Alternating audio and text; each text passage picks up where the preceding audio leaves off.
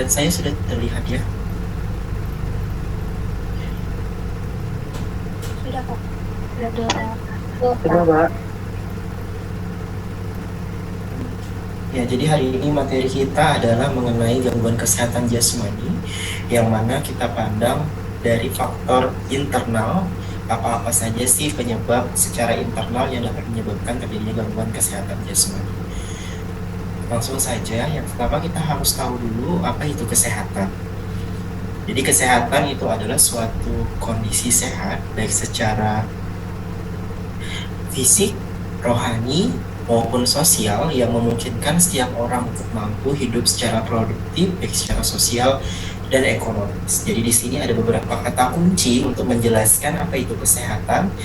Jadi baik itu harus memenuhi beberapa aspek begitu ya. Jadi ada secara fisik, secara rohani atau spiritual maupun secara sosial, yang mana ketika orang tersebut sudah mampu hidup secara sehat pada semua aspek ini, tentunya maka dia akan hidup secara produktif, baik secara sosial maupun ekonomis. Artinya dia bisa berinteraksi secara sosial dengan lingkungannya, serta dia bisa menghasilkan suatu hal-hal yang sifatnya ekonomis, misalnya melalui pekerjaan dan lain sebagainya. Sehingga tidak heran kesehatan itu adalah mahkota bagi kehidupan manusia. Kita bisa bayangkan seorang raja atau ratu jika tanpa mahkota ataupun atribut yang melambangkan kekuasaan, maka dia tidak ada berarti apa-apa kan. Nah, begitu juga dengan kesehatan. Kita sebagai manusia, ketika kesehatan itu tidak ada pada diri kita, maka kita tidak bisa melakukan apapun, meskipun itu hal yang sangat simpel, misalnya kita tidak bisa bergerak mungkin. Nah itu apalagi untuk bisa beraktivitas secara normal sebagaimana kita pada kondisi yang sehat. Ketika orang sakit, dia tidak selera makan, dia tidak bisa ngapa-ngapain, dia tidak bisa berpikir secara bagus begitu ya, sehingga semua hidupnya sangat terbatas. Nah, sehingga kesehatan itu diumpamakan sebagai suatu mahkota bagi kehidupan manusia. Apabila itu dicopot atau tidak ada, maka dia tidak bisa berarti apa-apa bagi kehidupan. Nah, dalam hal ini ada beberapa tolak ukur untuk menilai kualitas kesehatan dari suatu daerah atau negara. Biasanya yang pertama kita lihat dari meningkatnya angka harapan hidup. Apa itu angka harapan hidup? Jadi angka harapan hidup itu adalah usia tertinggi yang masih bisa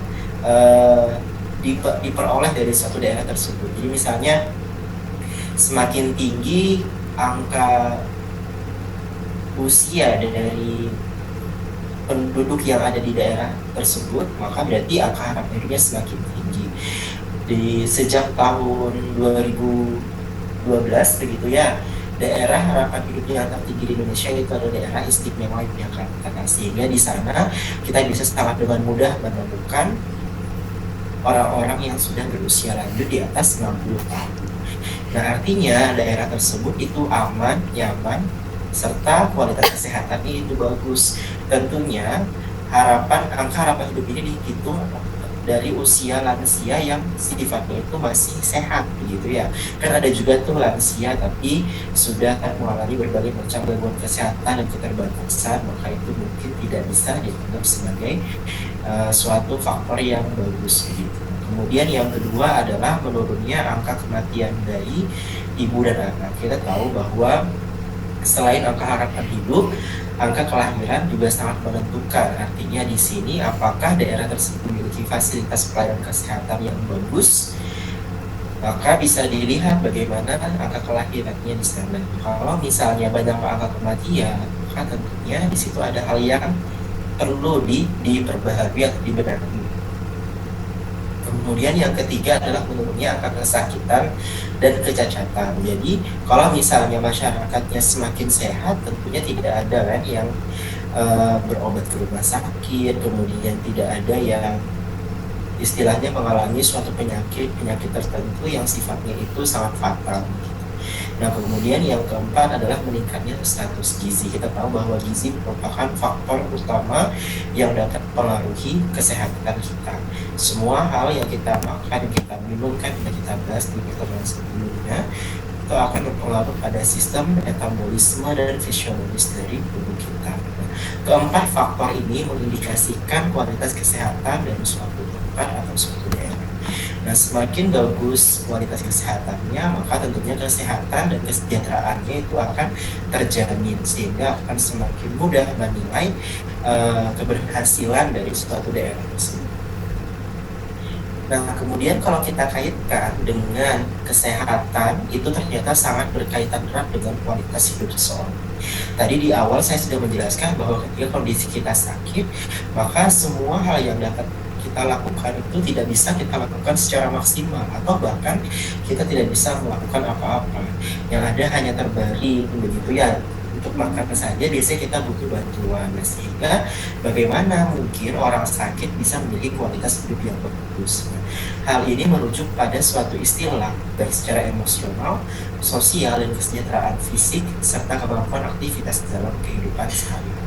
Itu disebut dengan Health Related Quality of Life atau HQL.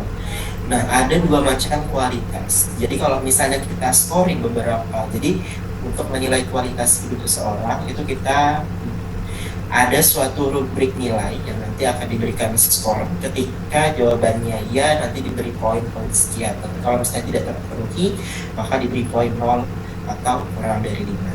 Nah, ada kualitas hidup yang buruk apabila kita jumlahkan poinnya hanya maksimal, hanya mencapai angka 50, maka disebut dengan kualitas hidup yang buruk. Tapi kalau poinnya di atas 51 hingga 100, maka sudah bisa dikatakan hidupnya itu sudah memiliki kualitas yang baik. Nah, apa yang terkait dengan kualitas hidup seseorang itu meliputi kesehatan fisik, kemudian fungsional, psikologis, serta hubungan sosial. Kita tahu bahwa fisik itu yang utama ya. Dalam hal ini sehat secara fisik artinya tidak ada gangguan-gangguan yang terjadi pada organ di dalam tubuh kita. Kemudian secara fungsional kita masih bisa beraktivitas dengan baik, kita masih aktif, kemudian secara organ juga dia tidak ada memiliki gangguan. Kemudian yang ketiga secara psikologis. Nah, secara psikologis maksudnya seorang itu memiliki kejiwaan yang bagus, yang sehat. Kan kita tahu bahwa kemarin sudah saya jelasin ketika seseorang itu tidak bisa menguasai jiwa atau psikologisnya, maka akan timbullah gangguan kesehatan dari sisi kejiwaan. Dan yang terakhir, semuanya ini meliputi hubungan sosial kita dengan antar individu yang lainnya di daerah kita, di lingkungan sekitar kita, dengan teman kita, gitu ya. Nah, sekarang kita masuk kepada kesehatan jasmani.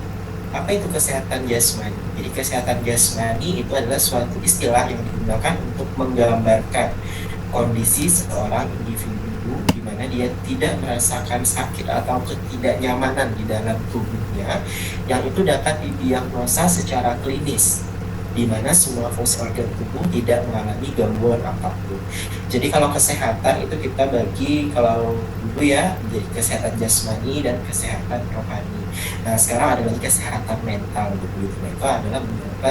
Nah, sedangkan yang akan saya fokus jelaskan adalah kesehatan jasmani. Kalau kita ngomongin jasmani berarti kita ngomongin tubuh kita secara fisik begitu ya. Nah, jadi katanya kalau orang sehat secara jasmani atau fisiknya sehat, maka artinya orang tersebut tidak merasakan sakit atau kondisi yang tidak nyaman dari dalam tubuhnya. Artinya di situ semua fungsi organ tubuh berjalan secara normal. Nah, sedangkan gangguan kesehatan jasmani itu berarti terjadinya gangguan kesehatan yang dapat diakibatkan oleh berbagai macam hal, baik dari dalam maupun luar individu, yang mana hal tersebut dapat mempengaruhi kehidupan seseorang tersebut. Jadi ada beberapa hal yang dapat menyebabkan terjadi gangguan kesehatan jasmani, baik dari luar ataupun eksternal faktor ataupun dari internal faktor. Yang akan saya bahas pada pertemuan ini adalah khusus untuk gangguan secara internal atau penyebab yang ditimbulkan dari tubuh individu itu sendiri. Nah, kalau kita bandingkan orang yang sehat dengan orang yang sakit, tentu itu sangat berbeda. Kita mungkin tentunya kita semua pasti pernah merasakan sehat dan sakit ya. Nah, itu sangat signifikan perbedaan. Apalagi kalau misalnya sakitnya yang cukup parah gitu ya. Nah, kalau orang yang sehat itu berat badannya ideal, pola tidurnya teratur, tidak mengalami stres, kemudian rambut dan kuku sehat, kondisi jiwa yang stabil, serta kulit yang terlihat segar. Namun kalau orang yang sakit itu biasanya kurang bersemangat, kemudian sensitif karena ada terjadinya perubahan secara emosi dan jiwa gitu ya. Kemudian yang kedua, adanya perubahan nafsu makan karena biasanya orang-orang yang sakit itu cenderung menurun nafsu makannya, tidak seperti biasanya. Kemudian yang ketiga, demam. Demam itu merupakan respon alamiah kita untuk memberikan sinyal ada yang tidak beres di dalam tubuh kita. Artinya kita harus memberikan suatu treatment minimal untuk beristirahat agar demamnya turun. Jadi kalau misalnya demam itu artinya alarm dari dalam tubuh kita sendiri, adanya respon inflamasi, peningkatan suhu di atas normal, berarti ada sesuatu yang tidak normal di dalam tubuh. Perut terasa tidak nyaman kan, karena akhirnya nanti nafsu makannya juga menurun, karena berkeringat secara berlebihan meskipun cuacanya tidak terlalu panas begitu, atau kebalikannya selalu merasa dingin padahal cuaca tidak sedang hujan ataupun suhu tidak sedang turun. Nah, tadi sudah saya jelaskan bahwa penyebab terjadi gangguan kesehatan jasmani itu bisa terjadi karena faktor internal, bisa karena faktor eksternal. Kalau faktor internal berarti faktor-faktor tersebut ada dari dalam tubuh kita, si individu tersebut. Sedangkan kalau eksternal berarti faktor-faktor tersebut disebabkan karena pengaruh luar, misalnya dari lingkungan dan sebagainya. Itu nanti insya Allah akan kita bahas di pertemuan minggu depan. Langsung saja kita bahas apa saja sih faktor-faktor internal yang dapat menyebabkan terjadinya gangguan kesehatan jasmani. Yang pertama adalah faktor genetik. Lalu yang kedua ada anatomi, yang ketiga fisiologi, dan yang keempat psikologis. Nah, keempat faktor ini kita tahu bahwa sumbernya adalah dari tubuh kita sendiri. Genetik itu adalah pewarisan sifat yang diturunkan dari keturunan kita sebelumnya. Kemudian anatomi itu dari segi postur, dari organ tubuh, bentuk secara anatomis gitu ya, secara letak, tata letak, ukuran, dan sebagainya. Nah, kalau fisiologi itu kita berbicara mengenai fungsinya, fungsi organ, fungsi susunan tubuh kita, sel, jaringan, dan organ. Psikologis berarti dari sisi kejiwaan dan pikiran kita.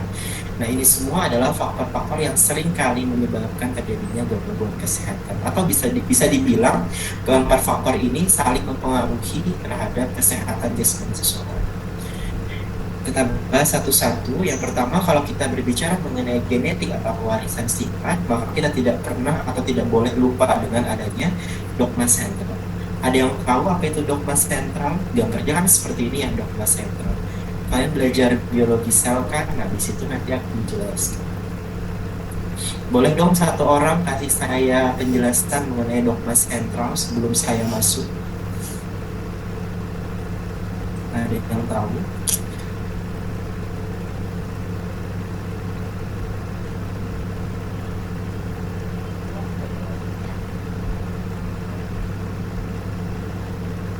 SMA juga sudah dapat kan kita di pelajaran IPA gitu ya.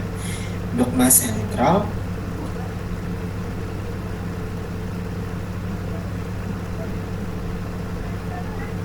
ada yang mau jawab?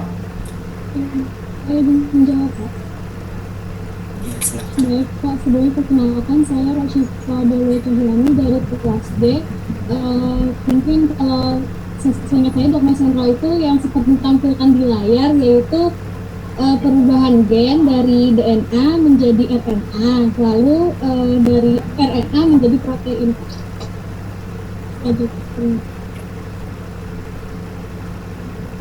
Rashifa. Jadi Rashifa sudah menjelaskan tadi ya bahwa dogma sentral itu adalah proses yang seperti saya tampilkan di layar. Ya, jadi dogma sentral itu adalah suatu, namanya dogma ya. Dogma itu kayak semacam prinsip yang seringkali menjadi dasar dalam ilmu pengetahuan. Nah, dalam biologi kita mengenal istilah pewarisan sifat yang mana itu diawali dengan DNA. Jadi DNA itu asam deoksiribonukleat, itu dia memiliki susunan gen. yang mana itu yang akan diwariskan kepada keturunan-keturunan berikutnya. Jadi di dalam sel itu kan ada nukleus, di dalam nukleus itu atau inti sel itu ada asam nukleat. Nah kalau kita manusia, asam nukleatnya itu ada DNA dan juga RNA. Nanti biasanya kita awalnya itu dari DNA dulu, kemudian masing-masingnya itu akan mengalami proses yang namanya transkripsi. Apa itu transkripsi? Transkripsi adalah proses penerjemahan kode-kode yang dibawa oleh DNA untuk disalin dalam bentuk RNA. Jadi RNA ini merupakan cetakan baru, bakal cetakan baru untuk pewarisan sifat untuk keturunan berikutnya. Jadi kan prosesnya itu DNA itu kan ada 2 untai ganda kan. Nah nanti masing-masingnya akan membuka menjadi 1 untai. Nah, masing-masing untai itu akan disalin sebagai RNA yang nantinya akan ditranslasikan dalam bentuk protein. Lalu apa kaitannya dengan kesehatan? Nah, jadi semua apa yang ada di dalam tubuh kita, baik itu yang nampak secara fisik ataupun yang tidak, itu semua berasal dari pewarisan sifat dari proses DNA menjadi RNA. Nah, dari RNA akan diterjemahkan menjadi protein. Nah, protein inilah yang menyusun seluruh bagian tubuh kita, yang mana hasil translasi dari RNA yang dibawa oleh DNA.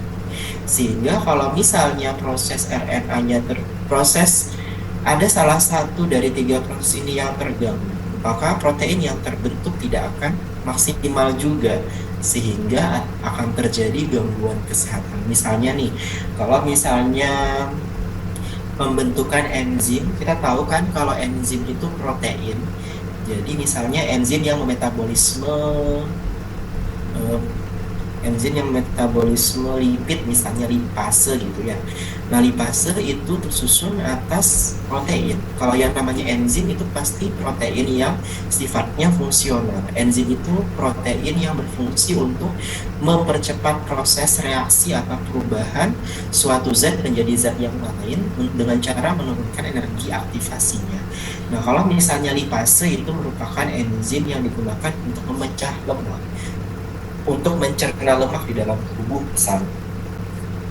Nah, kalau misalnya seseorang tersebut mengalami gangguan pada pewarisan sifat untuk menghasilkan enzim lipase tadi, misalnya saja enzimnya tidak ada gitu ya, sehingga otomatis orang tersebut tidak bisa memecah atau mencerna lemak dengan baik, sehingga nanti akan timbul berbagai macam gangguan kesehatan terkait proses pencernaan lipid atau lemak tersebut. Nah, begitu. Dan juga banyak contoh-contoh yang lain. Nah, ini tadi ya, kalau misalnya kita gambarkan sel ada di dalam nukleus, itu kita bisa temukan suatu kromosom. Nah, nanti kromosom itu kalau kita buka itu akan merupakan pilihan dari DNA double helix yang tersusun atau yang masing-masingnya dikaitkan oleh histon. Jadi histon itu adalah protein yang berfungsi untuk mengkukuhkan struktur dari kromosom DNA ini. Nah, jadi pewarisan sifat itu seperti itu ya. Nanti akan kalian bahas di mata kuliah yang spesifik membahas itu. Nah, ada beberapa penyakit yang kaitannya dengan gen. Jadi contohnya itu apakah dia dari autosom atau dari gonosom. Jadi kalau autosom kita tahu kan kalau autosom itu adalah sel tubuh, kalau gonosom itu sel kelamin. Nah, kalau ada beberapa penyakit yang pewarisannya itu dari sel tubuh, ada juga yang terkait dengan sel kelamin. Kalau terkait dengan sel kelamin itu nanti tergantung faktor mana yang membawa, apakah faktor X atau faktor Y. Kalau faktor X berarti perempuan, kalau faktor Y berarti laki-laki.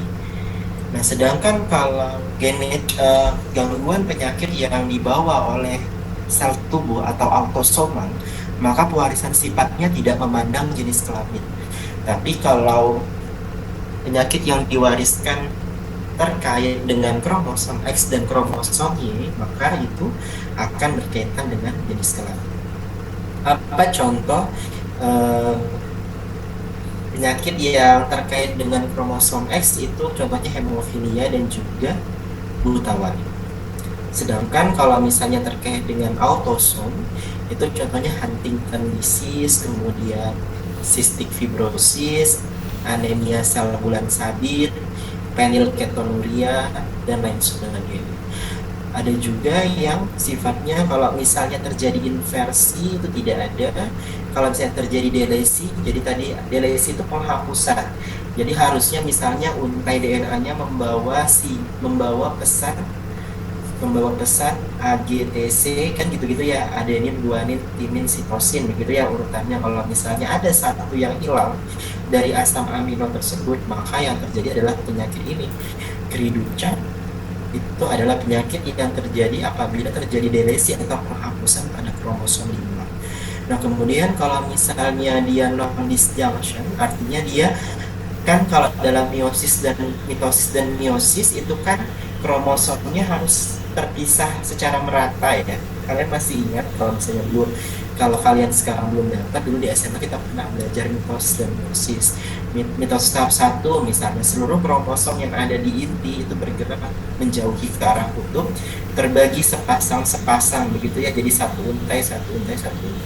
Nah, non-disjunction ini terjadi ketika proses pemisahan itu tidak berlangsung secara maksimal, sehingga nanti kromosomnya berlebih. Contohnya apa? Contohnya adalah misalnya sindrom Klinefelter, itu kalau misalnya kromosomnya ketambahan 1, kan harusnya XX atau XY. Kalau dia ini XXY, sehingga terjadilah penyakit ini. Ada juga yang trisomi juga sama, jadi ketambahan kan harusnya diploid kan hasil akhirnya, tapi dia 3 pada kromosom ke-21, maka akan terjadi sindrom Down. Nah, ini adalah beberapa contoh genetic disorder atau penyakit-penyakit yang disebabkan karena keturunan atau genetik pada saat proses pewarisan sifat yang tidak berlangsung secara normal gitu ya. Nah, kemudian kalau tadi secara genetik, sekarang kita akan membahas secara anatomi dan fisiologi. Nah, secara anatomi tadi saya sudah jelaskan bahwa kalau kita berbicara mengenai anatomi itu berbicara mengenai bentuk dan susunan. Kalau misalnya jantung itu bentuknya harus seperti itu. Kalau misalnya ada terjadi perubahan dari segi ukuran, dari segi bentuk, maka berarti nanti fungsinya juga akan berubah. Jadi anatomi itu bisa menggambarkan fisiologi atau fungsinya. Kalau misalnya anatominya bagus, belum tentu fisiologisnya juga bagus. Tapi kalau anatominya tidak bagus, sudah pasti fisiologinya juga tidak bagus, gitu ya. Nah, sistem organ pada kita itu ada berapa? Ada 12 sistem organ. Yang pertama sistem saraf. Sistem saraf itu terdiri dari otak, sumsum tulang belakang, dan saraf kaki misalnya. Kemudian ada yang namanya sistem respiratori. Sistem pernapasan tersusun atas hidung, kemudian tenggorokan, lalu paru-paru. Kemudian ada sistem sirkulasi, terdiri atas jantung dan pembuluh darah. Lalu kemudian ada sistem pencernaan. Sistem pencernaan terdiri dari mulut, kerongkongan, lambung, hati, empedu, kemudian usus besar dan usus halus. Kemudian ada sistem ekskresi, sistem urinari begitu ya. Nah, apa contohnya? Contohnya adalah terdiri dari ginjal dan juga kandung kemih, ureter dan uretra. Kemudian ada sistem otot. Sistem otot berarti ada tendon, ada otot skeletal, ada otot rangkai, otot skeletal. Kemudian ada skeletal system, artinya sistem kerangka. Sistem kerangka tubuh kita ada tengkorak, kemudian ada tulang, ada sendi. Nah, sedangkan sistem integumen itu terdiri dari rambut, kuku, dan juga kulit. Ada juga sistem imun. Sistem imun kita terdiri dari timus, limfa, spleen, limfatik. Ada sistem endokrin yang terdiri dari berbagai macam kelenjar dalam tubuh kita. Ada sistem reproduksi pada pria dan wanita. Kalian semua tahu kan fungsi masing-masing sistem di dalam tubuh kita? nanti mungkin bisa dipelajari di biomedis. Di biomedis itu akan menjelaskan bagaimana fungsi dan susunan bentuk tubuh kita secara sistem organ. Nah, di dalam tubuh kita itu ada yang namanya regulasi fisiologis. Jadi regulasi fisiologis ini adalah suatu sistem yang fungsinya untuk menjaga agar tubuh kita selalu berada dalam kondisi yang normal dan sehat, kecuali memang sudah tidak bisa lagi menanggung bebannya gitu ya, terlalu berat, jadi mau tidak mau akan terjadi yang namanya tadi sakit. Jadi secara normal tubuh kita itu akan berusaha untuk back to normal, untuk menjaga, memaintenance, mengelola agar tubuh kita selalu pada kondisi yang sehat dan normal melalui dua mekanisme ini. Yang pertama ada yang namanya homeostasis, lalu yang kedua ada yang namanya imunitas. Apa itu maknanya? Yang pertama, homeostasis itu adalah suatu kondisi di mana tubuh itu melakukan pengaturan keseimbangan agar semuanya itu bisa berjalan secara stabil dan seimbang. Tujuannya adalah apa? Untuk maintenance, untuk menjaga agar tubuh kita berjalan secara normal. Contohnya apa? Jadi ada berbagai macam prinsip homeostasis di dalam tubuh kita. Saya akan jelaskan beberapa. Contohnya itu ini ya, proses pengeluaran gula darah. Jadi kita orang yang normal itu kadar glukosa darah kita kalau habis makan itu tidak boleh lebih dari 200 mg per desiliter. Ketika gula darah kita 2 jam sesudah makan di atas 200 mg per desiliter, kita bisa dikatakan sedang menderita yang namanya diabetes mellitus. Nah, orang yang normal itu proses penjagaan kadar glukosanya agar tetap maintenance pada kondisi di bawah 200 itu adalah melalui proses homeostasis. Seperti apa penjelasannya? Jadi yang pertama, kita akan makan.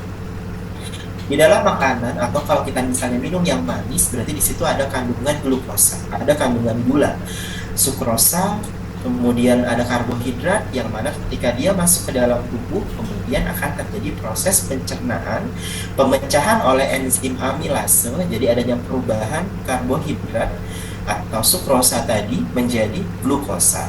Karena yang kita gunakan di dalam tubuh hanya glukosa. Glukosa itu kan monosakarida, sedangkan karbohidrat itu polisakarida dan sukrosa itu disakarida. Jadi semuanya harus dalam bentuk monosakarida glukosa. Nah, kemudian adanya peningkatan kadar glukosa di dalam darah.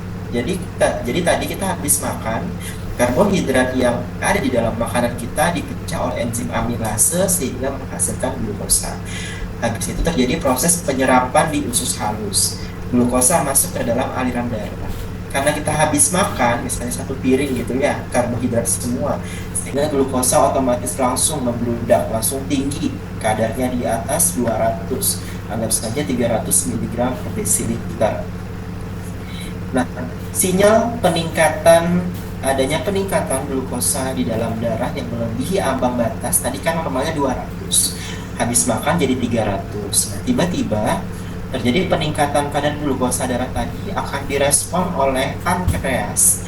Pankreas itu adalah suatu organ, suatu kelenjar yang mana dia fungsinya adalah menghasilkan hormon insulin. Tentunya kalian sudah pernah dengar ya, insulin itu apa? Jadi insulin itu adalah suatu hormon yang membantu untuk proses pemasukan glukosa dari dalam darah menuju sel.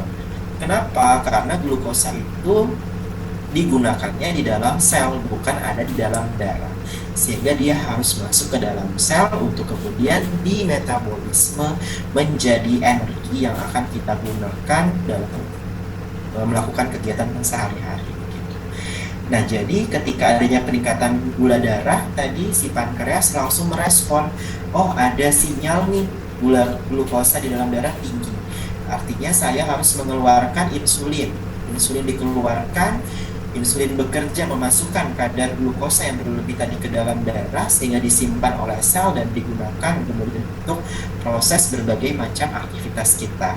Sehingga kadar glukosa akan kembali turun ke normal menjadi 200 mg per desiliter lagi.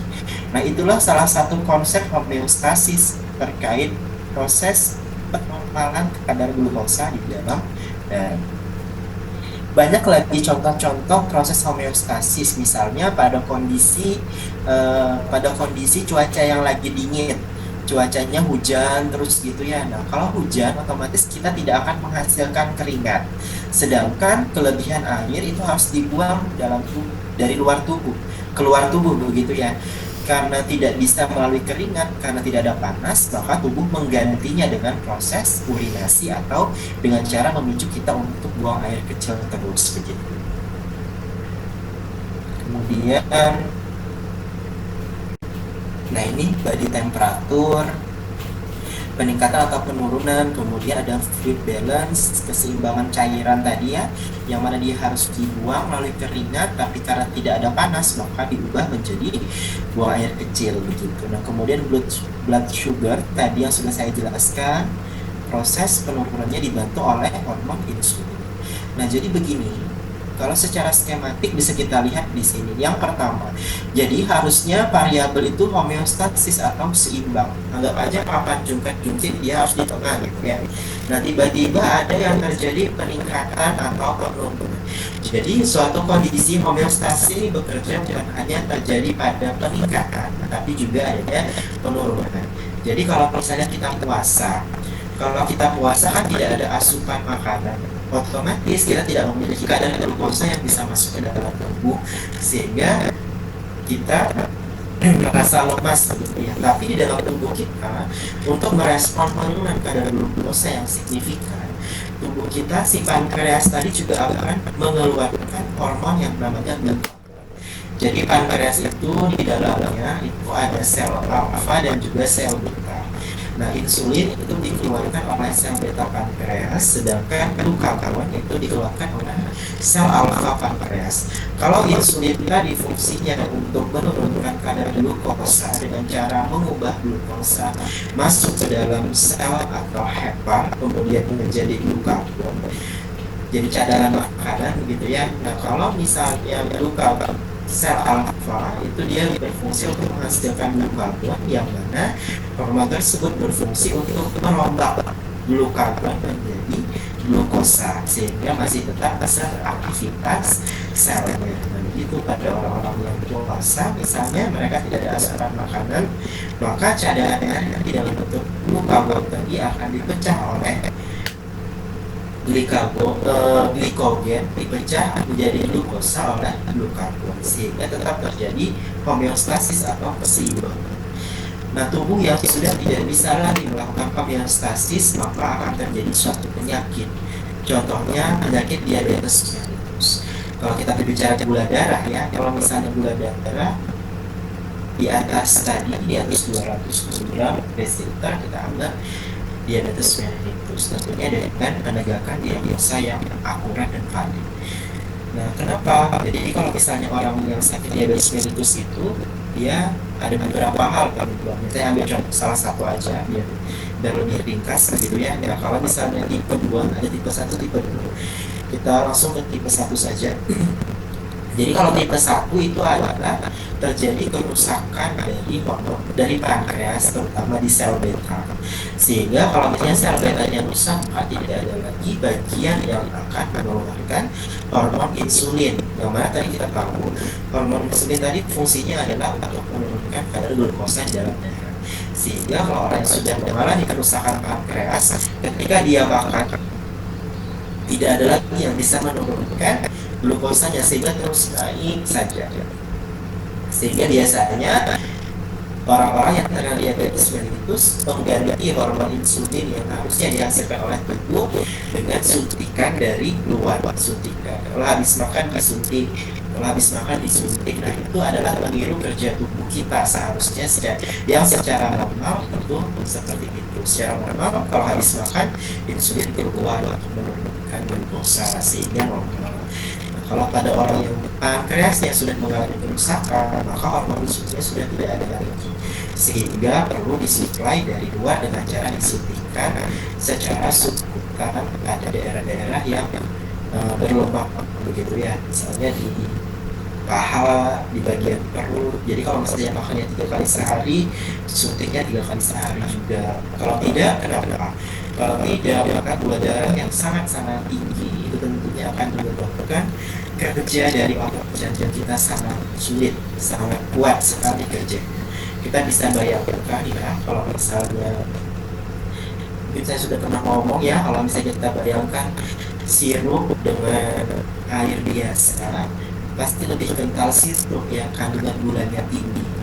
Nah, kita bisa bayangkan kalau misalnya darah yang harusnya encer, dengan mudah jantung memompa, tapi kalau misalnya dia kental seperti itu, maka kerjanya sangat berat, sehingga suatu saat dia akan keres, kardiak arrest, sehingga terjadi serangan jantung. Makanya orang yang DM itu harus minum obat seumur hidup untuk memaintenance gula darahnya. Oke, saya lanjut. Yang kedua adalah tadi homeostasis, yang kedua adalah sistem imunitas. Pasti kalian sering dengar ya, kalau kita kemarin mengalami COVID, yang dibahas adalah imun dan imun. Kenapa? Karena imun ini adalah bisa dibilang seperti tentaranya tubuh kita. Kalau kita negara punya TNI, nah sistem imun ini adalah TNI kita. Jadi kalau misalnya ada gangguan ya dari luar yang masuk, maka dia adalah lini pertama pertahanan tubuh kita, imunitas, sistem imun. Jadi kalau misalnya ada infeksi atau ada benda asing, ada berbagai macam hal-hal yang sifatnya itu asing, membahayakan bagi tubuh kita. Kan kalau saya orang asing itu pasti kita mikirnya jangan-jangan dia mau buat jahat, sehingga langsung direspon dengan mengeluarkan sel-sel imun dalam tubuh kita yang digunakan untuk berperang. Nah, kalau imunitas kita bagus, maka kita akan selalu sehat, selalu kuat, selalu terjaga dari meskipun misalnya kita termasuk, misalnya kita ada infeksi gitu ya masuk ke dalam tubuh kita. Tapi kalau imun kita bagus, maka agen-agen infektif tadi dengan mudah dieliminasi oleh sistem imun kita. Meskipun misalnya kita jalan bareng sama orang yang lagi flu itu kan menular ya karena dia virus kan, apalagi dari droplet, sama seperti kasus COVID-19 kemarin.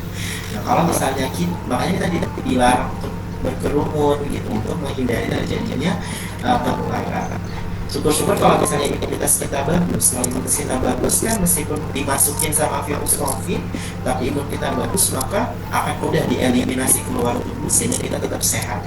Tapi kalau imunitas kita sedang turun, sedang lemah, siapa tidak ada yang melawan virus itu, maka kita akan ikut terserang penyakit yang sama gitu ya.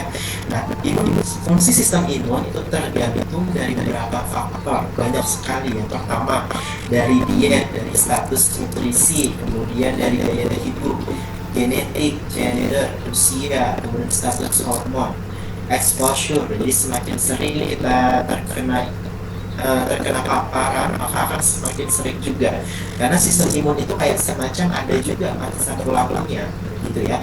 Makanya kita perlu booster gitu ya. Kemudian ada histori vaksinasi, kemudian ada stres secara lingkungan, fisik dan psikologis. Orang-orang yang stres secara psikologis, secara tidak langsung dia juga menurunkan kualitas sistem imunnya dia gitu ya. Kemudian ada merokok, konsumsi alkohol, obat-obatan. Jadi obat-obatan itu ada yang sifatnya imunosupresan. Imunosupresan itu adalah obat-obatan yang mana dia bisa menekan kerja sistem imun. Jadi pada kondisi tertentu kan orang-orang seperti yang punya penyakit lupus. Jadi orang punya lupus itu adalah penyakit autoimun, di mana tubuhnya menganggap tubuh. Jadi kayak senjata makan tulang itu loh kalau lupus itu. Jadi sebenarnya tubuhnya sendiri dikenali sebagai orang asing, sehingga sistem imunnya akan terus-menerus menyerang dirinya sendiri sehingga akan menyebabkan kerusakan organ dan akhirnya jatuh sakit gitu. Nah, itu orang lupus, sehingga perlu digunakan terapi yang namanya imunosupresan.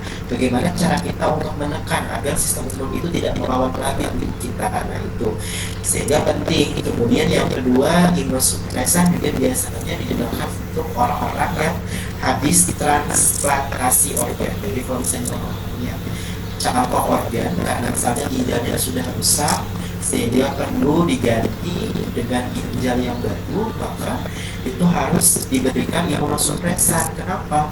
Kalau tidak, misalnya ginjalnya si A dipasang ke ginjal si B, di situ akan terjadi penolakan karena dianggap benda asing itu menempel pada tubuh kita, sehingga host tubuh kita itu akan menyerang. Nah, untuk bisa mengendalikan itu, maka diberikanlah obat-obatan supresan. Salah satu contohnya apa? Adalah kortikosteroid. Makanya waktu pandemi kemarin kita dilarang menggunakan kortikosteroid tanpa adanya indikasi yang jelas. Contohnya kortikosteroid apa? Contohnya dexamethasone, kemudian methylprednisolone. Nah, itu kalau misalnya digunakan dalam jangka waktu yang lama, dia akan bisa menekan sistem imun. Oke, paham ya? Jadi imunitas ini adalah tentaranya kita, penjaga tubuh kita gitu. Jadi kalau misalnya ada benda asing yang mau masuk, dia yang pertama kali melakukan perlawanan. Lalu yang ketiga adalah konsep senescence. Jadi proses terjadinya penyakit dalam tubuh kita itu tidak bisa dilepaskan dari adanya proses penuaan atau senescence atau aging. Jadi kalau kita berbicara usia, secara alamiah kita bertambah tua. Nah, semakin peningkatan usia akan ada semakin penurunan aktivitas dalam tubuh kita. Tentunya berbeda. Kita bisa bandingkan orang yang berusia remaja dengan orang yang berusia lansia. Bahkan antara dewasa dengan remaja pun itu sudah berbeda dari segi aktivitas fisik.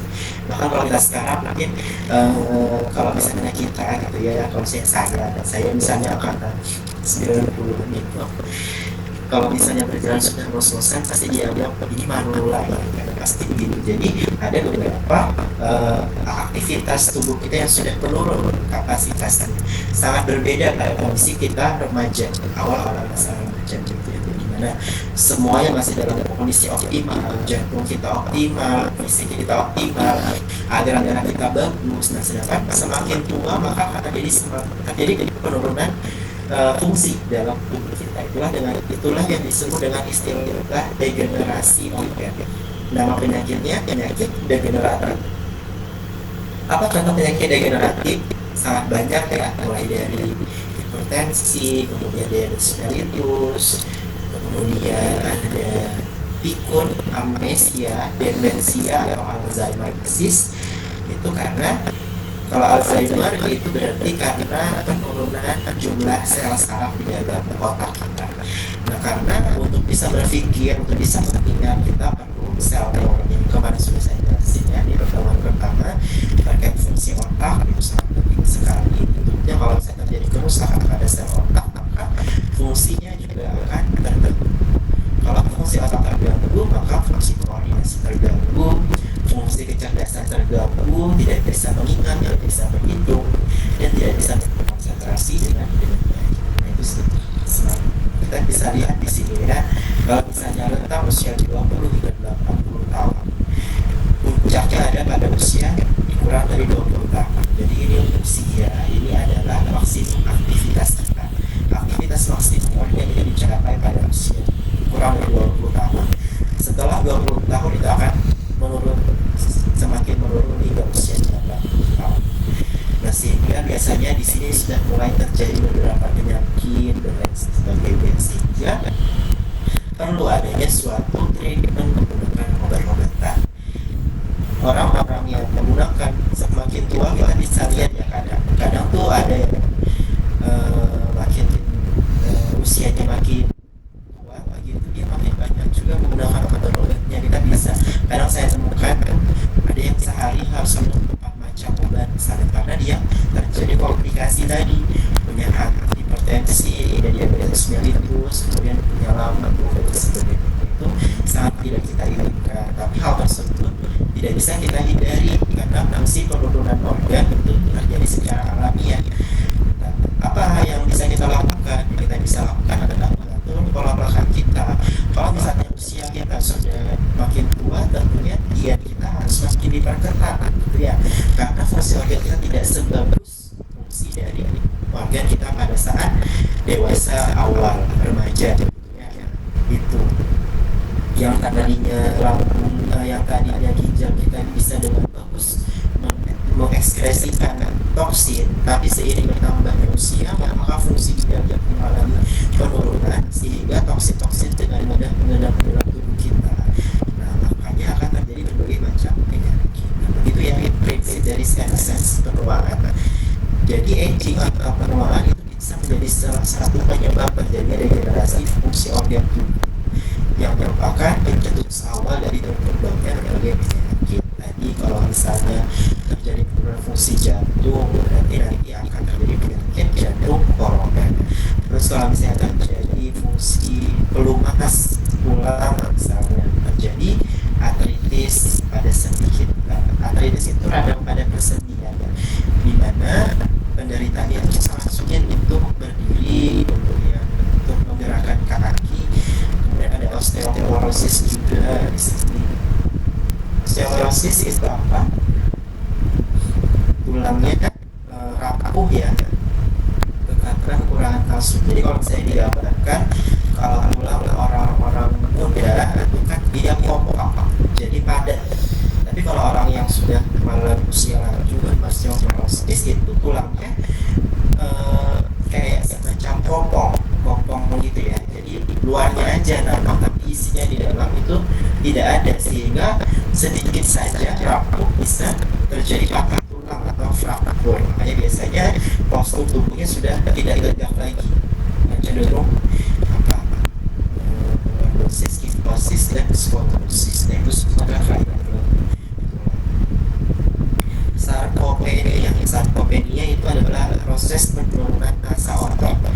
Jadi kalau kita lihat ya, kalau antara orang yang remaja tua itu pasti terjadi penyusutan massa otot atau sarkopenia.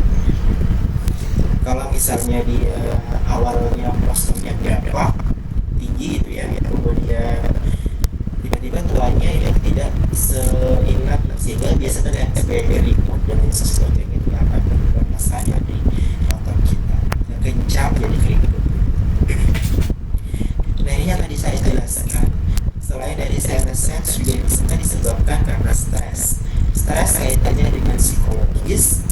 Kenapa kok bisa menyebabkan terjadinya penyakit? Jadi stres itu akan menyebabkan dua hal ya. Yang pertama itu sebagai sinyal alam. Jadi stres itu akan dianggap perubahan psikis dan kejiwaan pada seseorang, akan mempengaruhi fisiologis juga di dalam organ tubuh kita. Karena kondisi stres, kondisi tertekan bisa karena apapun, bisa karena kondisi lingkungan, bisa juga karena pokoknya apapun itulah, yang stres pekerjaan, stres lain-lain. Karena karena kita menganggap diri kita stres, maka tubuh kita akan merasa kita sedang dalam kondisi yang berbahaya, kondisi yang sedang tertekan, berbahaya, sehingga kita perlu melakukan suatu respon. Apa responnya? Jadi responnya yang pertama adalah fight or flight. Kita berlari atau kita melawan. Padahal kan nggak ada yang kita lawan, tapi tubuh kita menganggap diri kita itu sedang berhadapan dengan suatu musuh yang harus dilawan. Maka tubuh kita akan menyebabkan peningkatan tekanan darah, peningkatan denyut jantung, dan peningkatan kesadaran. Kita tahu kalau peningkatan tekanan darah berarti apa? Hipertensi. Peningkatan gula darah artinya apa? Diabetes mellitus. Peningkatan denyut jantung artinya aritmia atau gangguan pada otot jantung. Inilah biasanya penyebab terjadinya. Kadang kan biasanya tuh saya tidak punya keluarga yang hipertensi misalnya, tapi kok diri saya hipertensi, pola makan saya bagus, saya tidak suka makan yang asin-asin, tidur saya cukup. Nah, itu bisa terjadi karena Anda sedang stres. Kemudian kalau yang kedua, karena kita tadi stres, maka kita akan mengeluarkan sinyal peringatan dalam bentuk apa? Dalam bentuk otak akan menstimulasi produksi hormon-hormon stres di dalam tubuh. Contohnya adalah kortisol dan aldosteron. Nah, di mana kortisol dan aldosteron itu bisa menekan kerja dari sistem imun tubuh kita, sehingga sistem imun kita tidak bisa berfungsi sebagaimana mestinya. Tadi sistem imun kita bekerja sebagai agen pertahanan di dalam tubuh untuk menangkal terjadinya berbagai macam penyakit serangan dari luar, infeksi, bakteri, virus, dan lain sebagainya. Tapi karena dia sudah ditekan oleh hormon stres, maka tidak ada lagi yang bisa bekerja untuk itu, maka kita dengan mudah bisa mengalami infeksi. Paham ya? Hubungan antara stres dan penyakit seperti itu. Nah, di sini juga penjelasannya misalnya otak kita tadi akan merespon berbagai macam hal. Yang pertama misalnya reaksi psikologi, reaksi fisik. Reaksi fisik itu akan mencetuskan yang namanya kardiovaskular disease tadi yang saya bilang, ada hipertensi, ada autoimmune disease, ada gagal jantung, dan failure. Nah, ini semua saling terkait satu sama lain. Misalnya nih, permintaan lingkungan yang terlalu berat, misalnya stres pekerjaan, stres finansial, stres keluarga, kemudian ada beberapa hal kejadian yang itu membuat diri kita stres, maka itu akan direspon oleh otak kita. Dan tadi kan otak kita itu akan melakukan berbagai macam persinyalan alarm untuk merespon bahwa diri kita sedang stres. Akhirnya akan terjadi peningkatan plasma katekolamin tadi, hormon stres, kortisol, yang mana semua itu akan meningkatkan tekanan darah, denyut jantung, dan juga respon inflamasi itu ditekan, sehingga kita dengan mudah bisa mengalami infeksi dan berbagai macam. Apa itu efek dari stres? Jadi stres itu bisa menyebabkan berbagai macam hal, misalnya berat badan, kemudian rasa sakit, jerawat, dan lain sebagainya, heart serangan jantung, karena tadi adanya peningkatan denyut jantung ya, kemudian ada pelemahan sistem imun, kemudian ada banyak penyempitan pembuluh darah, lalu kemudian ada perubahan kognitif, pola pikir, dan sebagainya.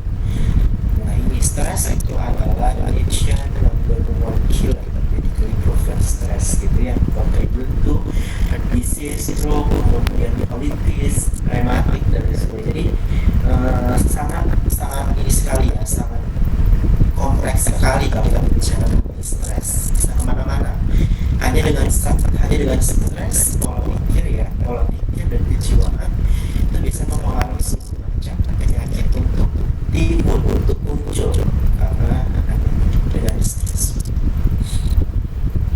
Oke, ternyata sampai di sini saja untuk materi yang saya jelaskan mengenai faktor internal. Insyaallah nanti kita lanjutkan dengan faktor eksternal. Saya persilahkan ya jika ada yang ingin ditanyakan dan diskusikan oleh pertemuan kita hari ini.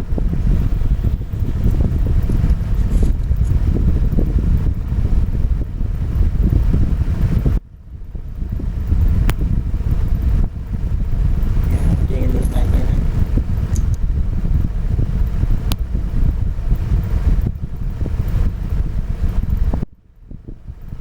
Atau ada yang belum paham? Mungkin Bapak saya Silakan. perkenalkan, saya dari Fatimah Putri dan kelas Fatimah Umum. Saya ingin bertanya Pak, untuk kasus diabetes yang Bapak tadi, kan di dalam itu mereka kan banyak yang tidak tahu yang mengenai diabetes itu berarti kita kan harusnya diabetes semua melakukan insulin, nah mereka tidak tahu mereka diabetes Pak.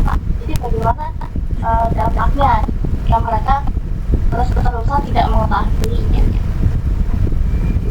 kan gitu Pak.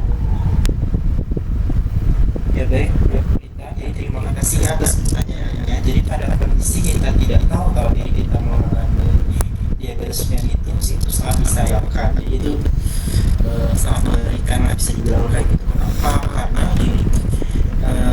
sebenarnya yang untuk mendiagnosa diabetes mellitus itu kita perlu yang pertama mengukur kadar gula darah. Jadi pakai glukometer gitu ya, yang kita bisa pakai cek kesehatan tuh ya, bisa mengukur glukosa, asam urat, dan kolesterol. Pada kondisi kita di pedalaman mungkin tidak ada tenaga kesehatan di sana, maka kita bisa mengetahui dari simptom atau gejala-gejala yang kita alami. Jadi orang yang mengalami diabetes mellitus itu sebenarnya dia memiliki tanda-tanda hipertensi itu dia mengalami tiga poli. Yang pertama ada polifagia, yang kedua ada polidipsia, dan yang ketiga ada poliuria.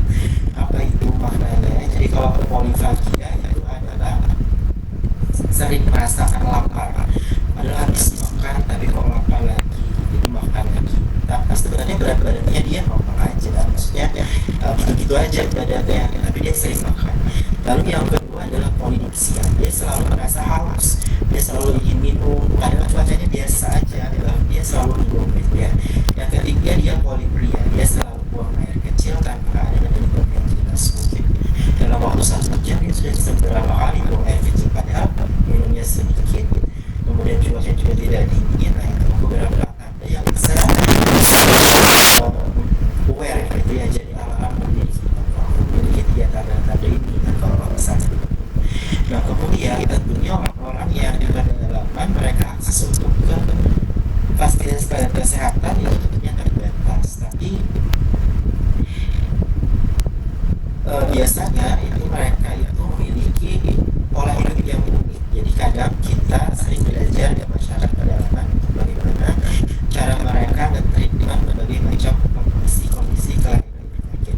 Jadi cara tidak sadar karena mereka hidupnya alami, hidupnya berasal dari alam. Jadi mungkin mereka bisa memanfaatkan tanaman-tanaman yang ada di sekitar mereka, yang itu secara tidak langsung itu mengobati dirinya sendiri. Jadi mereka tidak tahu kalau mereka terserang penyakit, tapi mereka juga menggunakan pola hidup yang bagus, makan makanan apapun yang sumbernya dari alam, tumbuhan-tumbuhan, misalnya. Jadi tanpa tidak disadari juga mereka mengobati dirinya secara tidak langsung. Nah, hanya saja kalau misalnya diabetes sudah sangat parah, maka hal itu tidak bisa kita lakukan tanpa pemberian insulin. Jadi gini ya, untuk terapi dalam diabetes mellitus itu ada dua cara. Yang pertama itu adalah menggunakan insulin. Yang kedua adalah menggunakan obat-obatan.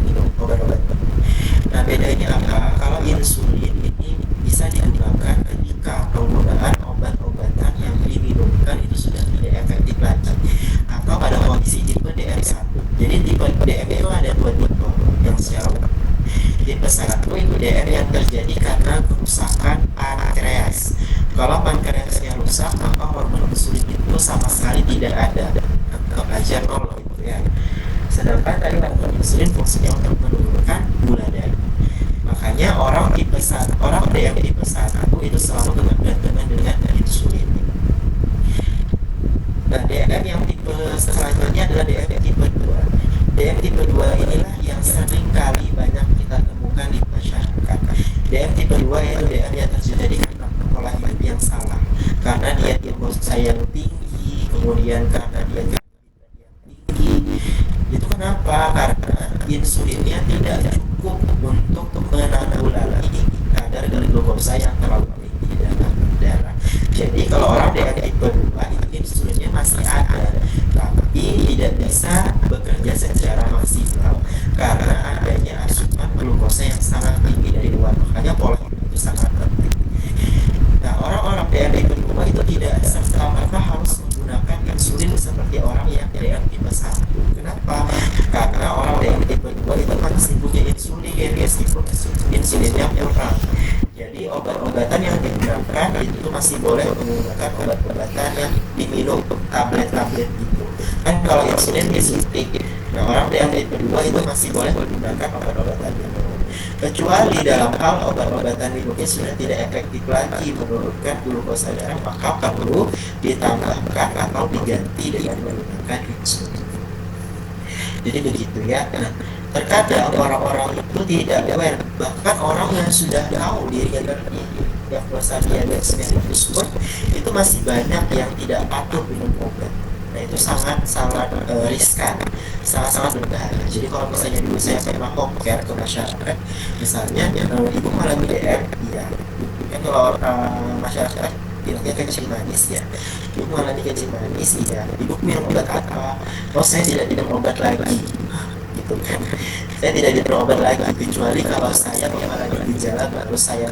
Jadi orang-orang Karena gula itu kan dia ada satu kondisi kalau dia tidak minum obat teratur, dia akan muncul gejala misalnya kayak pusing karena drop terlalu tinggi gula di dalam darah, itu bisa menyebabkan terjadinya shock, koma diabetik. Jadi dia kayak semacam pingsan karena gula darahnya terlalu tinggi. Nah, kalau misalnya pasiennya keliengan dan sebagainya, dia perlu minum obat. Jadi kita sebagai seorang farmasis, dan kalau kalian jadi apoteker misalnya, kita harus menekankan bahwa obat diabetes mellitus itu harus diminum setiap hari tanpa terputus. Jadi sangat kasihan sih, makanya kita lebih baik mengobati, lebih baik mencegah ya daripada mengobati gitu. Jadi kalau tadi konsepnya orang pedalaman itu sangat riskan kalau mereka masih belum tahu kalau dia mengalami diabetes. Tapi terkadang orang-orang sana itu memiliki pola hidup yang baik sehingga mereka jarang banget terkena penyakit kayak gini. Jadi penyakit diabetes mellitus, hipertensi, aterosklerosis itu lebih banyak terjadi pada orang-orang perkotaan. Kenapa? Karena tadi pola hidup, pola makan kan sudah tidak sehat.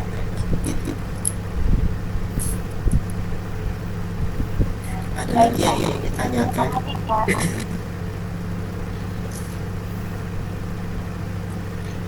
Terus dijaga.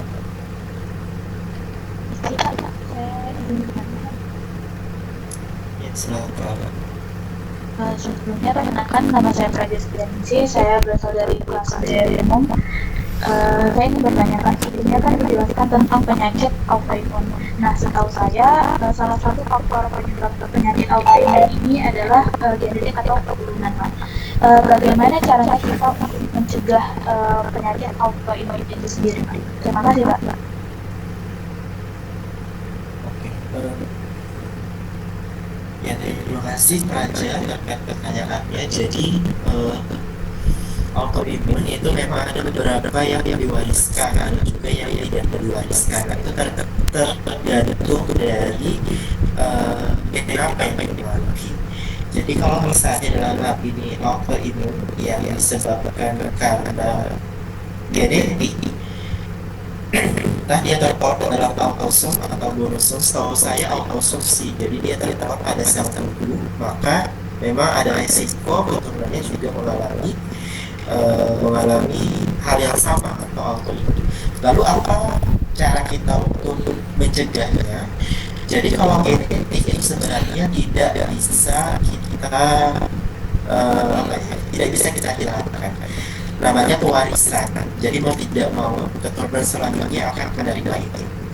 Nah, selama itu masih bisa dicegah, jadi kan karena saya sudah bilang kalau pewarisan atau genetik itu akan timbul ketika faktornya dipicu oleh lingkungan, kemudian pola hidup dan sebagainya yang berfungsi untuk memunculkan gen yang kita miliki. Kalau misalnya dalam hal ini penyakit-penyakit yang sifatnya kayak kanker serviks misalnya, seorang ibu yang memiliki kanker serviks maka dia akan menurunkan resiko kepada anaknya sekian kali lipat untuk mengalami kanker serviks juga. Nah, yang diturunkan itu hanya resikonya saja. Kalau kejadiannya ya atau tidak itu masih belum bisa dipastikan. Beda halnya dengan penyakit-penyakit yang berarti kan itu kalau kalian belajar di SMA hukum Mendel kan ada silang-silangan ya antara si gen ayah dan si gen ibu. Nanti kalau misalnya ada beberapa kemungkinan kan di akhirnya bisa 1:1, 1:3, 1:2, itu semua tergantung dari hasil dari persilangannya gitu. Apakah kedua orang tuanya memiliki autoimun juga atau cuma salah satunya saja? Kalau misalnya dua-duanya punya autoimun maka ada kemungkinan 1:1 berapa. Nanti bisa itu saya tidak tahu apakah akan diajarkan secara spesifik lagi di kampus kita atau tidak.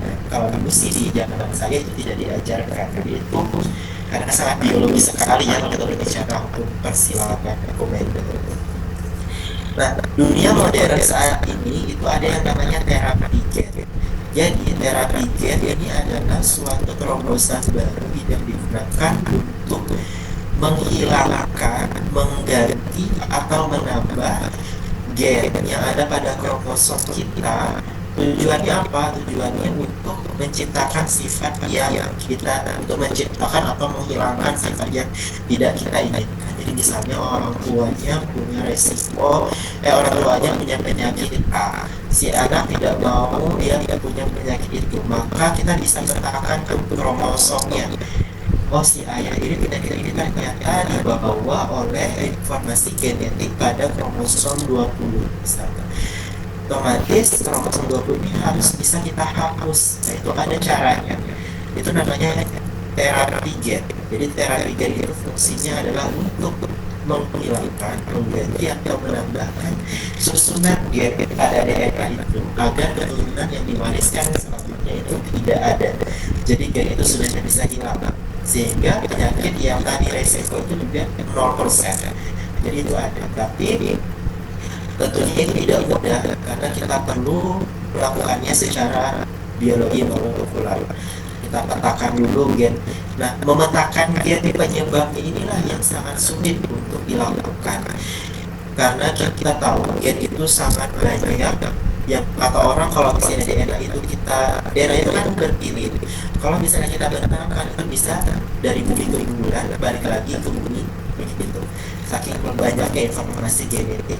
Dari sekian banyaknya gen yang mengkode itu, gen mana yang bertanggung jawab dalam menurunkan penyakit itu masih tanda tanya. Nah, itulah kalau misalnya sudah diketahui itu dengan mudah bisa kita hilangkan. Oh, letaknya di sini, itu kayak DNA-nya kita hilangkan dengan berbagai macam proses, kita ganti dengan susunan yang baru, maka gen tersebut tidak akan diwariskan lagi ke si anak. Jadi satu-satunya cara yang paling efektif untuk menghilangkan penyakit genetik adalah dengan terapi gen. Kalau dengan faktor hidup mungkin masih bisa, kejadiannya masih bisa, karena gen itu kan masih tetap ada di dalam tubuh si keturunannya. Meskipun dia sudah mengalami pola hidup yang baik, itu mungkin hanya akan menurunkan resiko, tapi tidak menghilangkan resiko sebagaimana jika dilakukan terapi genetik. Mungkin begitu jawaban dari saya. Terima kasih Pak. Ada lagi yang ingin ditanyakan? Bapak Cinta Iskandar. Ya, silakan. Bapak itu yang mengenai DNA tadi kan, kodon DNA itu ada UT1 sama UT2 kan beda-beda. Apakah RNA itu bisa membedakan DNA UT1 dengan UT2 sehingga yang ditranskripsi itu sesuai dengan protein yang dibutuhkan tubuh, Pak? Seperti itu. UT1 dan UT2 itu tidak berbeda, tapi merupakan pasangan. Kan DNA itu dua bagian. DNA itu dua utai.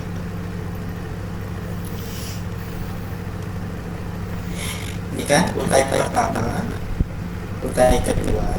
Ini kan berpasangan, dua ini dengan sitosin, dua ini dengan sitosin, dua ini dengan sitosin, sitosin dengan guanin, timin dengan adenin, adenin dengan timin, begitu. Ingat ya pelajaran SMA, AT, GC. Jadi selalu berpasangan. Jadi dia tidak serta-merta, dia tidak berbeda, tapi merupakan pasangannya.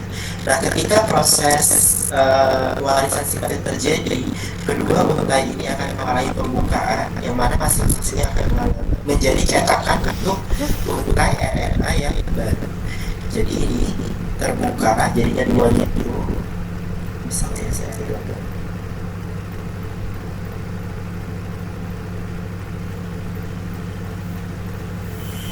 Jadi anggap aja ini sudah terbuka, yang awalnya ini dia terbuka. Nah, terbuka ini kan tetap ada G, C, D, A. Nah, nanti itulah yang akan ditranslasi oleh RNA-nya masing-masing. Jadi ada dua utai RNA. Nanti ini akan diterjemahkan ke protein. Nah, terkait apakah si tubuh itu bisa membentuk protein yang diharapkannya, ya tentu. Karena itu ada sinyal molekuler yang membuat bahwa DNA yang harus kita rasikan, DNA yang tidak. Maka itulah konsep yang namanya konsep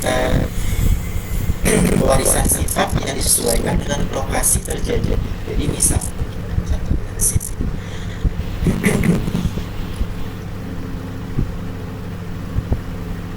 kan setiap tubuh kita itu tersusun atas sel,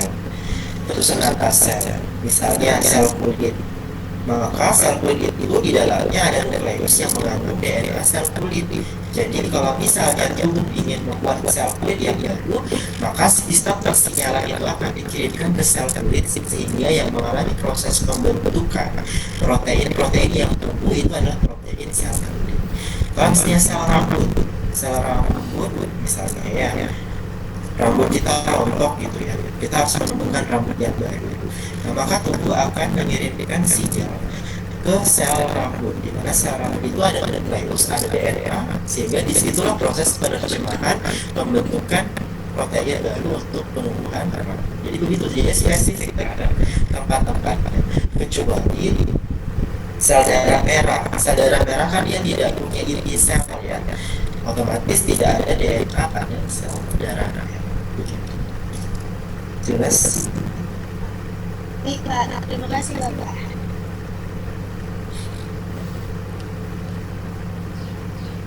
Baik, ada lagi yang ditanyakan?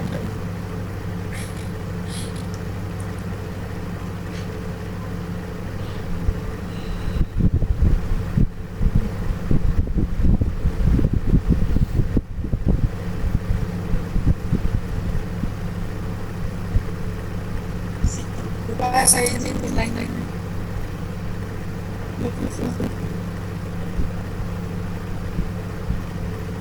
Saya bertanya seputar diabetes tadi, Pak. Apakah benar kelebihan berat badan itu atau obesitas itu menempatkan seorang berisiko terkena penyakit diabetes, Pak? Terima kasih pertanyaannya. Jawabannya iya.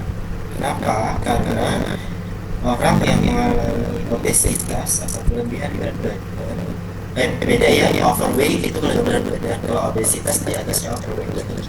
Nah, jadi kalau orang obesitas itu kenapa bisa beresiko diabetes mellitus? Karena orang yang mengalami obesitas itu banyak memiliki lemak yang berlebihan akan menyebabkan terjadinya penumpukan pada permukaan sel, di mana di permukaan sel itu terdapat banyak reseptor insulin. Jadi si insulin yang dikeluarkan oleh pankreas itu untuk bisa memiliki aktivitas memasukkan glukosa ke dalam sel, dia harus berikatan terlebih dahulu pada reseptor. Jadi gini, gimana ya? Analoginya adalah kita punya satu pintu itu digunakan untuk jalan masuknya glukosa dari darah ke dalam sel. Nah, untuk bisa terbuka pintu itu kan kita harus punya ada gembok dan juga ada kuncinya.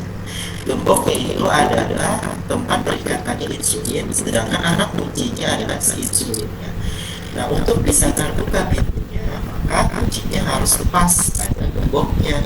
Nah, kalau orang yang mengalami obesitas itu lubang kuncinya itu tertutup oleh lipid, sehingga hormon insulin tidak bisa masuk ke dalam itu gemboknya tadi. Sehingga bagaimana cara membuka pintunya? Tidak bisa kan? Sehingga kadar glukosa akan meningkat, sehingga terjadilah yang disebut dengan diabetes mellitus. Itu sih analogi mudahnya. Kalau secara fisiologis, kalau secara molekuler nanti akan ada pokok bahasanya tersendiri. Baik, Pak. Terima kasih, Pak. Ada lagi yang ditanyakan? Saya Bapak. Silakan. Mengenai diabetes Pak, untuk penggunaan obatnya itu kan ada penggunaan obat herbal ya Pak, dan obat pemberian dari resep dokter hanya ada pemberian dan metformin. Nah, untuk penggunaan obat itu tuh Pak, kalau herbal dia apakah harus dipisah dengan penggunaan obat yang dari dokter atau dikonsumsi secara bersamaan saja? Dan apakah ada efek samping dari penggunaan obat herbal? Terima kasih Pak. Ya kan, kayaknya jadi obat apapun itu ya, meskipun bukan diabetes mellitus, pokoknya obat apapun, kalau saya kita ingin menggunakan menggunakan herbal sekaligus menggunakan obat kimia dari dokter, obat sintetik lah istilahnya gitu ya dari dokter, maka itu jaraknya harus dipisah, tidak boleh digabung. Kenapa? Karena kita tidak tahu namanya herbal, bahan alam itu kita tidak tahu kandungan pasti senyawa yang ada di dalamnya. Kita bisa bayangkan satu daun saja itu mengandung ribuan senyawa yang ada di dalamnya, sehingga kita tidak bisa memastikan. Beda kalau obat sintetik. Obat sintetik seperti tadi yang disebut oleh Devati, metformin. Oh, cuma metformin di dalam isinya. Glibenclamid, cuma glibenclamid di dalam isinya. Tapi kalau misalnya ekstra biji apa? Misalnya ekstra ada ekstra batu sauda. Nah itu banyak banget kandungan di dalamnya. Jadi mereka belum bisa memastikan nama senyawa-senyawa yang terkandung di dalam. Nah hal inilah membuat kita harus aware, harus berusaha memisahkan minimal 2 jam ya jarak antara obat herbal dengan obat sintetik. Tujuannya agar tidak terjadi interaksi obat. Apa itu interaksi obat? Interaksi obat itu adalah suatu kondisi yang terjadi apabila suatu obat bertemu dengan obat lainnya, atau obat bertemu dengan makanan, atau obat bertemu dengan senyawa herbal bahan alam. Syukur-syukur kalau mereka aksinya sinergis.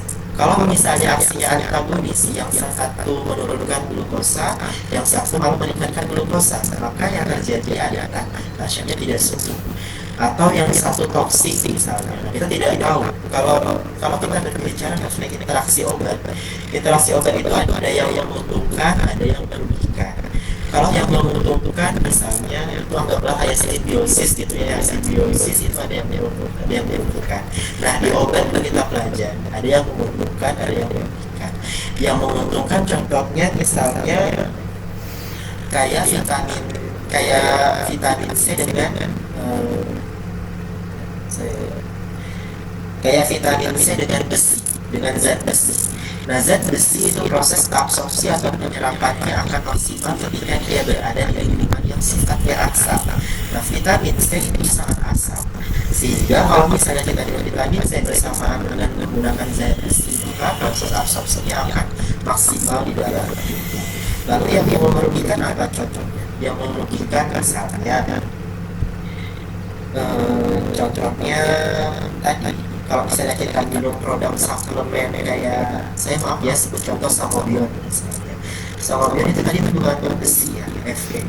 Kalau kita minum bersama atau kita makan bersama makanan yang ada kaya protein, maka akan terjadi proses kompleks di sana, kelasi, sehingga proses penyerapan besi tidak akan berjalan maksimal, sehingga tidak efektif dong obat-obatnya nanti. Nah begitu yang kita khawatirkan adalah seperti itu. Senyawa bahan alam itu sama sekali tidak maksudnya kita belum tahu gitu loh komposisinya apa sih secara rinci satu persatu itu isinya apa. Yang kita tahu dia cuma ekstrak. Meskipun misalnya kita tahu studi terkait aktivitas farmakodinamik dari senyawa bahan alam itu masih sangat sedikit. Jadi untuk menghindari itu, untuk jaga-jaga, maka sebaiknya dia bisa minimal 2 jam.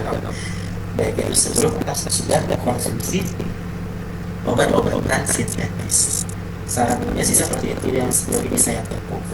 Jadi kayak misalnya obat pengencer darah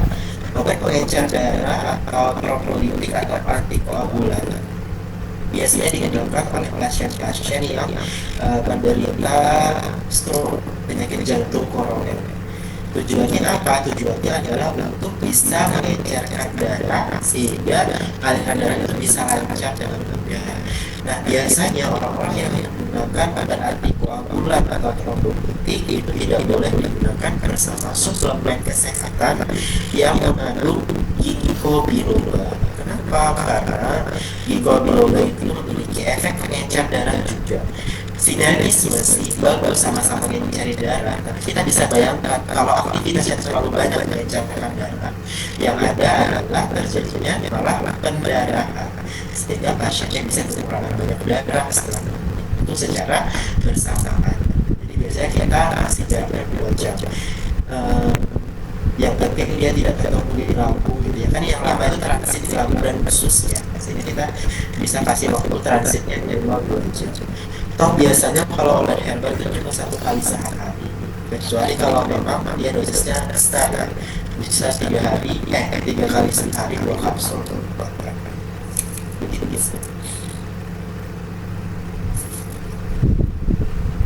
Baik, terima kasih Kak.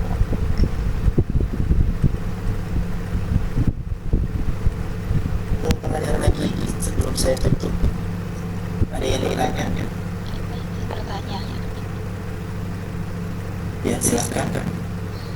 Saya ingin bertanya mengenai diabetes juga Pak. Jadi diabetes kan itu biasanya faktornya disebabkan oleh pola makan. Tapi ada kasus di mana bayi yang terkena penyakit diabetes itu faktor penyebabnya apa ya Pak? Iya baik. Apakah ada faktor penyebab yang berasal dari ibu hamilnya Pak? Iya betul. Jadi tadi kan saya jelasin cuma DM-nya yang umum ya, DM1 dan DM2. Ada satu DM lagi yang namanya DM gestasional. Jadi DM yang terjadi pada ibu yang hamil. Apa ciri-cirinya? Jadi ciri-cirinya bayi yang dilahirkan itu sangat berat sekali bobot badannya. Nah itu bisa 2 hal. Bayinya yang dilahirkan bisa mengalami DM juga, bisa juga tidak. Tapi yang jelas diabetes nasional itu terjadi pada kondisi si ibu yang sedang hamil karena pola makan yang tidak dijaga pada saat hamil. Jadi misalnya pada saat hamil ibunya sering makan ini makan itu, makan yang bertinggi glukosa, minum juga yang tinggi glukosa, maka nanti bayinya itu akan ditransfer, bukan apa yang dimakan oleh ibu hamil akan diserap juga oleh si bayi melalui plasenta itu kan berisi nutrisi semuanya masuk ke janin melalui plasenta, sehingga biasanya kalau orang tua dia tinggi glukosa, maka bayinya juga akan ikut juga menyerap glukosa yang dimakan oleh si ibu, sehingga biasanya bobot bayi yang dilahirkan akan sangat besar, bisa 2-3 kali lipat dari bobot bayi yang normal biasanya. Itu disebutnya diabetes gestasional, diabetes yang memang terjadi pada masa-masa kehamilan. Nah, cuman ada dua hal yang perlu dipastikan, apakah si bayinya juga mengalami diabetes atau tidak. Biasanya ibu yang mengalami diabetes tipe gestasional itu berhenti kok, jadi glukosanya akan normal kembali setelah melahirkan, kecuali memang kecuali memang kalau si ibunya memang punya riwayat diabetes sebelumnya. Kalau orang normal hanya karena pola makan yang tidak teratur pada masa hamil dia bisa terkena DM, tapi setelah melahirkan maka badannya akan kembali normal. Bayinya biasanya kalau orang yang terkena DM tapi dia awalnya DM gestasional tapi awalnya dia normal, maka bayinya akan semakin besar kemungkinan tidak terkena DM meskipun bobot badannya sangat besar. Tapi kalau ibunya menderita DM, maka bisa ada resiko atau ada kemungkinan bayi yang dilahirkan juga mengalami diabetes seperti ibunya yang memang punya penyakit itu sejak sebelum hamil begitu ya. Baik, saya rasa cukup ya dari saya. Meski ada waktu sebenarnya, tapi ada beberapa hal karena saya harus praktikum juga di jam-jam kesamaan. Jadi kurang lebihnya nanti kalau misalnya ada pertanyaan terkait materi hari ini atau materi sebelumnya yang kalian tanyakan, saya persilahkan bisa menghubungi saya via WA atau saya di kampus atau ditanyakan di konferensi berikutnya. Baiklah, kalau begitu saya akhiri ya. Semoga apa yang kita pelajari hari ini dapat bermanfaat untuk kedepannya. Kalau lebihnya saya mohon maaf. Assalamualaikum warahmatullahi wabarakatuh dan selamat sore. Terima kasih banyak Kak. Terima kasih Kak.